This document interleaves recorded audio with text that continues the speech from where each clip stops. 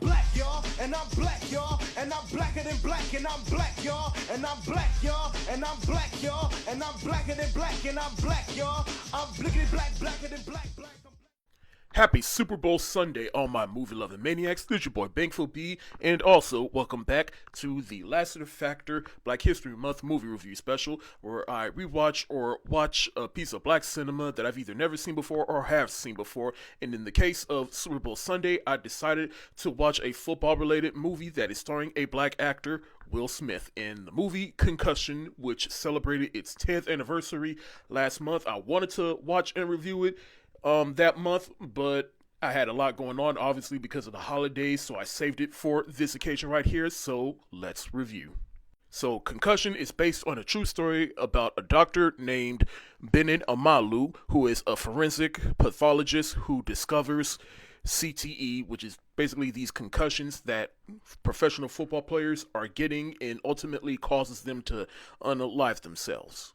But this movie is basically the discovery of that and the football players that suffered and died from this. And of course, it's also about, him trying to bring this awareness to the NFL. But of course, the NFL they basically thinking like, you trying to take away football? We can't have this. But of course, enough NFL players died because of this, and the NFL, they can't ignore it for too long. Now, like I said, this movie came out 10 years ago, and when it did, I remember really liking it, and it was somewhat controversial for a few reasons, like mainly Will Smith, because his accent was spotty for some people, and also because it was another dramatic performance for him that he didn't get an Oscar nomination for, which I'm still a little bit salty about.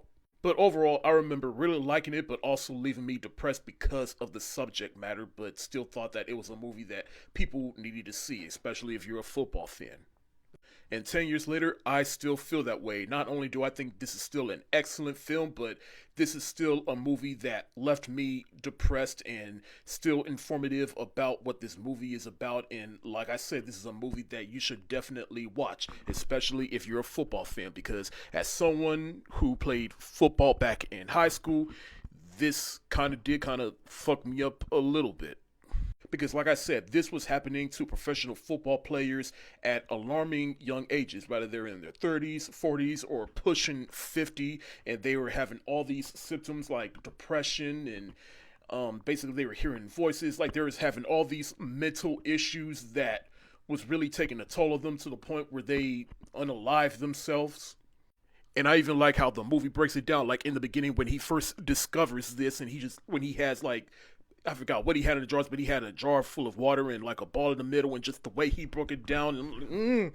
The movie did such an excellent job of illustrating how so many years of playing this sport that everybody loves and brings everybody together, it basically breaks down how it basically destroys the players. But the biggest thing I love about this movie is how they try to bring this awareness to the NFL, but the NFL, they're trying their hardest to deny because they think that's basically going to lose them money, but they can't ignore it for too long. And I do like how the movie kind of comes to an anonymous conclusion.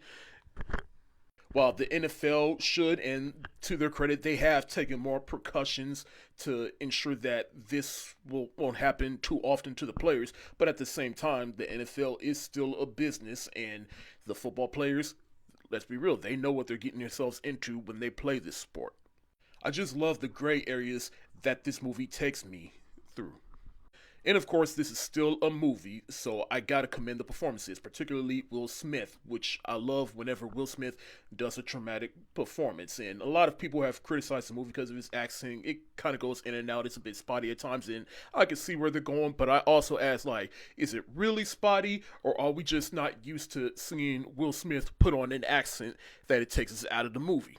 You also get some performances from Alec Baldwin, Albert Brooks, Gugu Mbatha Raw, and even some of the actors that played the professional players that suffered from CTE, like David Morse, who plays Mike Webster, who was a hometown hero for the Pittsburgh Steelers, and he's the first one we examined first. And when you see him, you're like, wow, you have fallen far, my friend. You are truly a shell of your former self.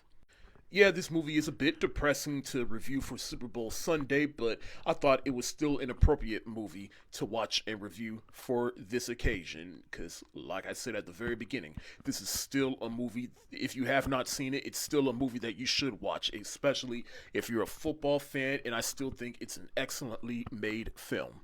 I'm going to give Concussion the hard eyes emoji. That's it for today. Thank y'all so much for watching. Have you seen Concussion? If so, let me know, how do you feel about the entire situation around CTE and the NFL's reaction and how they're handling it, or how they should handle it? However you feel, let me know what you think in the comment section below.